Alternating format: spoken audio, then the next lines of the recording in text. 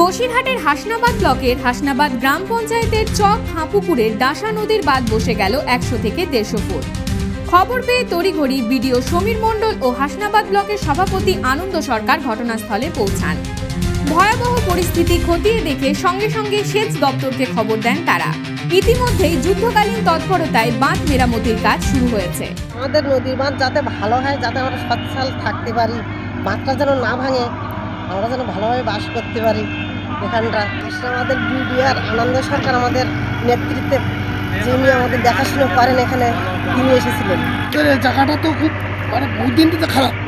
এটা তো কোনো প্রশাসনের লোক কেউ দেখে না। এখন খুব এমার্জেন্সি সময় এখন ভিডিওকে আজকে এসছে না ভিডিও সভাপতি এখন এটা দেখে গেল না। অবিলম্বে বাঁধ মেরামতির কাজ শেষ না করলে 3টি পঞ্চায়েত জলমগ্ন হয়ে যাওয়ার আশঙ্কা রয়েছে।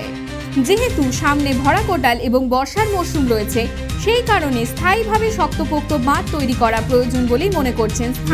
দপ্তরের কাছে এবং বিডিও সাহেবের কাছে আর্জি জানিয়েছি।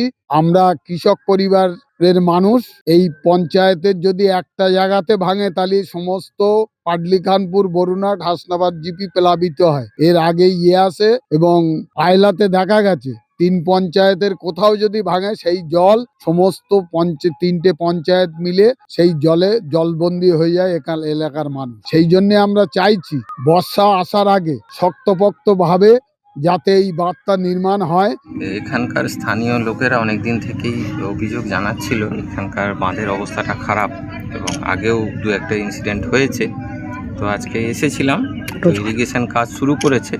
ওনাদের আরও কিছু সাজেশন ছিল লোকাল লোকদের, তো আমি এটা ইরিগেশনের সঙ্গে আলোচনা করে নেব। আইলা, আমফানের মতো একাধিক সাইক্লোন এই এলাকার উপর দিয়ে বয়ে গেছে অতীত দিনে। বারবার নদীর বাঁধ ক্ষতিগ্রস্ত হয়েছে। বাঁধ মেরামতির কাজের জন্য কোনোভাবে যাতে কৃষকদের কোনো সমস্যা না হয় সেদিকে নজর দিতে নির্দেশ দিয়েছেন বিডিও সাহেব। নিউজ